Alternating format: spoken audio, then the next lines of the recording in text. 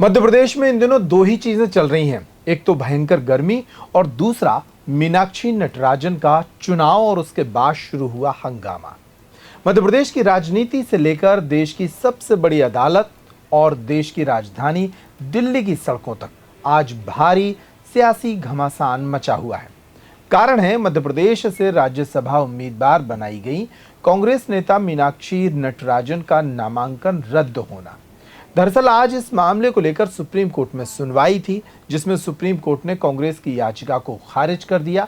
इसके बाद जब कांग्रेसी नेताओं ने दिल्ली में प्रदर्शन करने का प्रयास किया तो दिल्ली पुलिस ने लॉ एंड ऑर्डर का हवाला देकर उन्हें गिरफ्तार कर लिया। क्या है मीनाक्षी नटराजन से जुड़ा पूरा मामला, जिसे भाजपा अपनी तारीफ बता रही है और कांग्रेस लोकतंत्र की हत्या। भारतीय जनता पार्टी मध्य प्रदेश के मुख्यमंत्री कह रहे हैं कि हमारा स्ट्राइक रेट 100 में 100 का हो गया है। पहले 29 की 29 लोकसभा सीटें जिता कर दी और अब 3 की 3 राज्यसभा सीटें भी भाजपा की झोली में चली गई।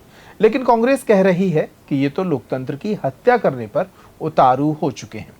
तो आज के पॉइंट टू पॉइंट में इस पूरे मुद्दे को विस्तार से समझेंगे। नमस्कार, मैं हूं अंकुर यादव।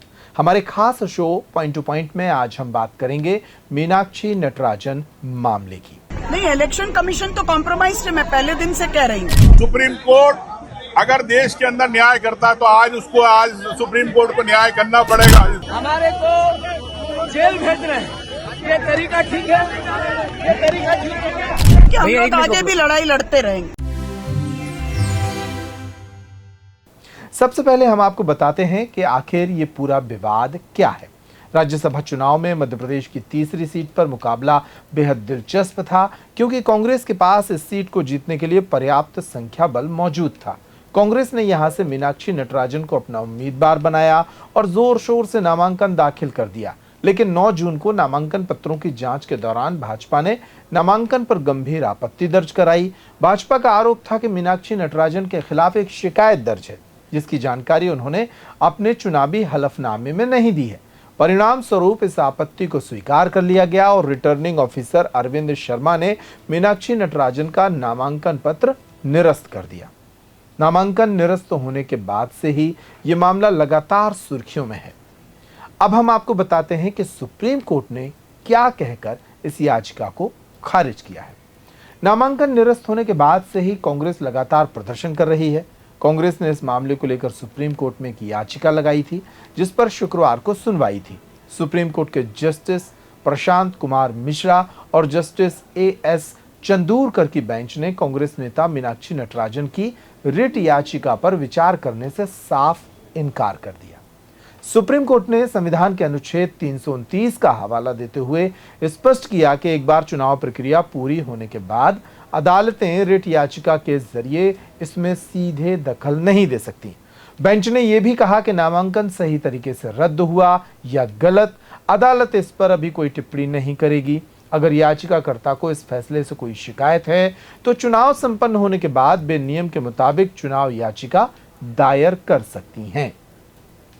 सुनवाई के दौरान कोर्ट रूम में काफी ड्रामा हुआ। दिग्गज वकीलों के बीच तीखी नोकझोंक भी हुई।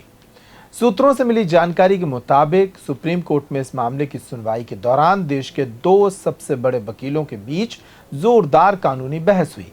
कांग्रेस के पक्ष से अभिषेक मनु सिंघवी ने दलील दी कि चुनाव आयोग का काम चुनाव कराना है, रोकना नहीं।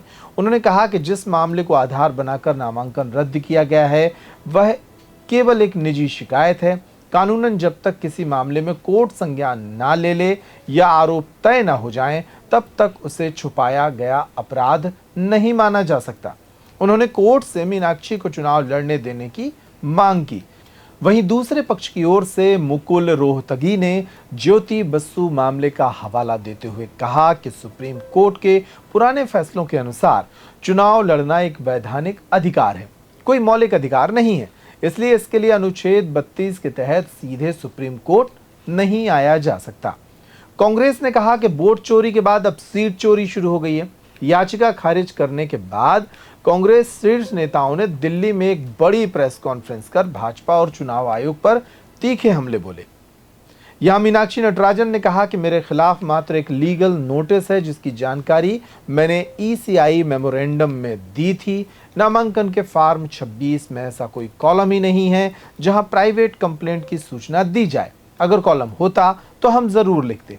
उन्होंने आगे कहा कि पहले भाजपा वोट चोरी करती थी, इस बार उन्होंने पूरी सीट ही चोरी कर ली। सुप्रीम कोर्ट ने डिसमिस किया है मैम आपका पिटीशन, क्या कहिएगा आप? मैं सिर्फ इतना कहूंगी कि हम लोग आगे भी लड़ाई लड़ते रहेंगे। मैम जिस तरीके से आप अपनी पार्टी के प्रत्याशी थी राज्यसभा की, तो कैसे देखती हैं आप जिस तरीके से इलेक्शन कमीशन ने आपका नॉमिनेशन रिजेक्ट किया था? नहीं, इलेक्शन कमीशन तो कॉम्प्रोमाइज है, मैं पहले दिन से कह रही हूँ। वहीं कांग्रेस के प्रदेश अध्यक्ष जीतू पटवारी और नेता प्रतिपक्ष उमंग सिंघार ने आरोप लगाया कि कांग्रेस के पास 58 विधायकों का पूरा समर्थन था और भाजपा के पास 10 विधायक कम थे। क्रॉस वोटिंग के डर से भाजपा ने रिटर्निंग ऑफिसर पर दबाव बनाकर ये तानाशाही पूर्ण कार्रवाई कराई है। जीतू पटवारी और उमंग सिंघार ने जमकर प्रदर्शन भी किया और इस दौरान हमले बोले। निश्चित तौर से सुप्रीम कोर्ट से एक न्याय की बात है। सुप्रीम कोर्ट अगर देश के अंदर न्याय करता है तो आज सुप्रीम कोर्ट को न्याय करना पड़ेगा इस देश की लोकतंत्र को बचाने के लिए। लड़ाई पूरी रहेगी। मैं समझता हूं कि ये शुरुआत है मध्य प्रदेश से 61 विधायकों से अगर राष्ट्रपति महोदया नहीं मिल रही तो आप समझ सकते हो कि किस प्रकार से राष्ट्रपति महोदया एक पार्टी के लिए काम कर रही है, देश की राष्ट्रपति नहीं है। हर व्यक्ति को चुनाव से रोका जाएगा, सांसद चुनाव लड़ने से, विधायक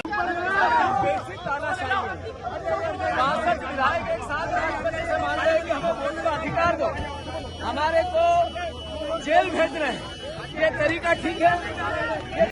इस पूरे घटनाक्रम का असर दिल्ली की सड़कों पर भी देखने को मिला, जहां मध्य प्रदेश के कांग्रेस विधायकों ने इस फैसले के खिलाफ अपना विरोध दर्ज कराया।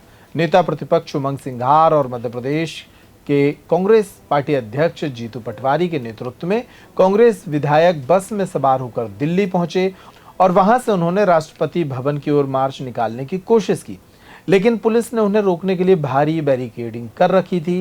इस दौरान गुस्से में आए कई कांग्रेस नेता बैरिकेड्स पर चढ़ गए, जिससे पुलिस के साथ उनकी तीखी झड़प और धक्का मुक्की हुई। स्थिति को नियंत्रित करने के लिए पुलिस ने हल्के बल का प्रयोग किया और जीतू पटवारी, उमंग सिंघार सहित कई नेताओं को हिरासत में लिया गया, जिन्हें बाद में रिहा कर दिया गया। वहीं जनता मंतर पर भी कार्यकर्ताओं ने धरना प्रदर्शन किया है। तो सुप्रीम कोर्ट ने साफ कर दिया है कि चुनावी प्रक्रिया शुरू होने के बाद कानूनी लड़ाई का रास्ता सिर्फ चुनाव याचिका के जरिए ही खुलता है। अदालत ने नामांकन सही था या गलत इस पर कोई टिप्पणी नहीं की है, लेकिन इस फैसले के बाद मध्य प्रदेश से लेकर दिल्ली तक का सियासी पारा 7वें आसमान पर है। एक तरफ जहां भाजपा इसे कांग्रेस की अपनी लापरवाही और अंदरूनी गुटबाजी का नतीजा बता रही है, तो वहीं कांग्रेस इसे लोकतंत्र की हत्या करार देकर सड़कों पर उतर आई है।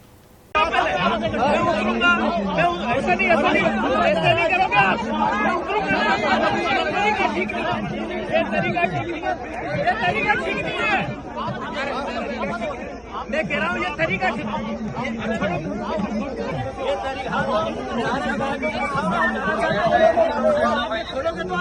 भाई माइक तो हटा दो।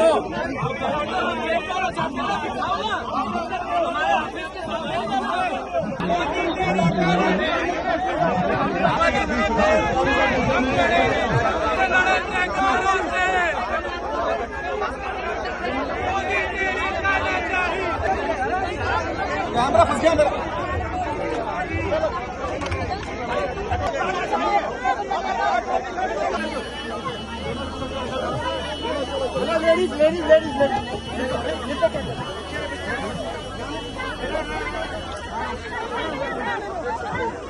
बहरहाल इस पूरे मामले पर आपकी क्या राय है, हमें कमेंट करके जरूर बताएं।